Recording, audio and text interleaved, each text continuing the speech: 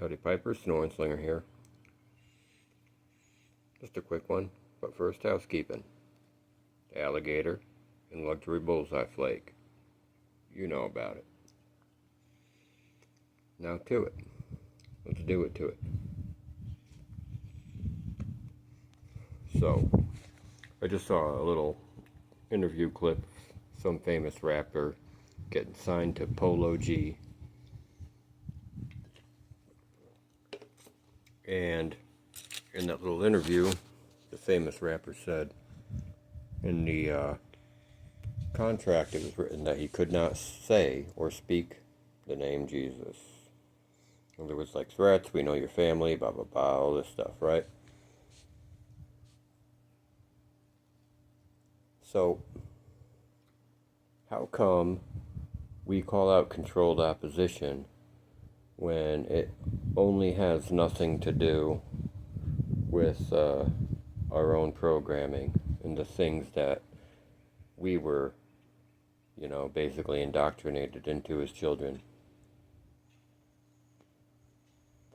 How come we got all these Christians on the internet?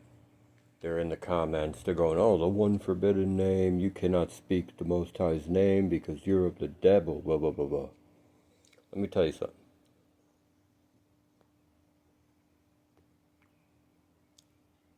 That's how controlled opposition works.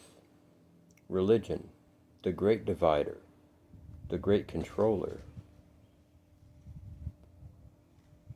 Look how many people you look down on, you talk bad about, you distance yourself from, when you could all just come together.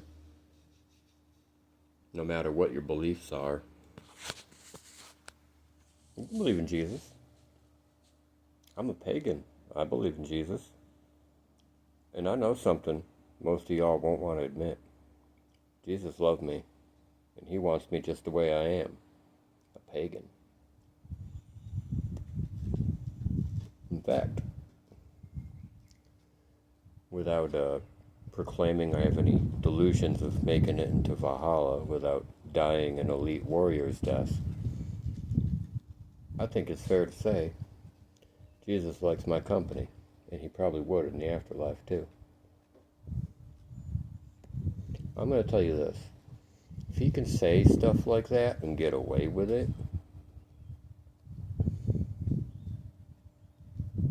you're just getting your leg pulled. He's just giving that big Abrahamic crowd a big stroke on the ego, making y'all fall deeper into that sleep.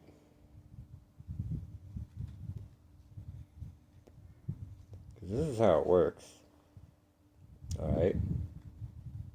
A lot of people have these near-death experiences, stuff like that. They claim that,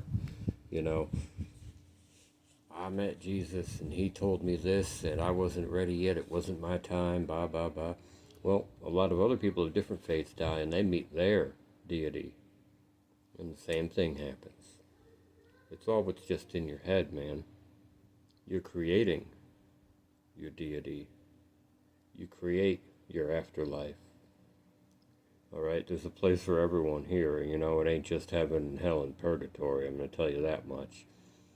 Alright? Let me tell you it like this, alright? If your God is infinite and all-knowing, all-seeing, omnipotent, omnipresent,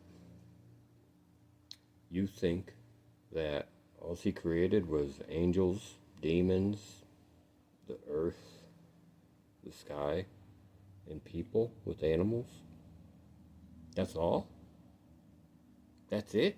Outside of this big muddy rock with all this stuff floating around it, that's all there is?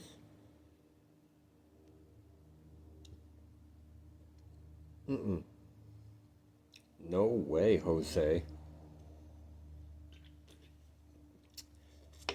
This is me right here. I'm swallowing my delusions of being YouTube famous for smoking my pipe and blabbering, because I know I lose subscribers every time I talk about this. But it's okay for you to choose your savior there, you know. Let me tell you though, it's kind of like voting. A big part of the Abrahamic crowd, namely the Christians and Catholics, they thought Trump would be here to save them. He's not saving nothing right now. He's not saving you money. He's not saving you time. He's not bringing back no constitution. Nothing like that. Alright? So, at the end of the day, you put your faith in a man, temporarily forgetting that your faith's in your God, and then you remember, and now your faith's back in your God. Y'all are flip-flopping. Alright? You ain't coming together and doing what your own God would rather you do. There ain't nothing in the Bible about voting one way or the other. There ain't nothing in the Bible about judging others based on their beliefs. There ain't nothing about it. You're actually discouraged to do those things. I'm pretty sure. But who am I, right? What do I know? At the end of the day, we're all just turning on one another. And it's in the name of religion and politics. Two very, very keen dividers and controllers. Y'all be nicer to each other. Y'all be neighborly. So no one sling her out.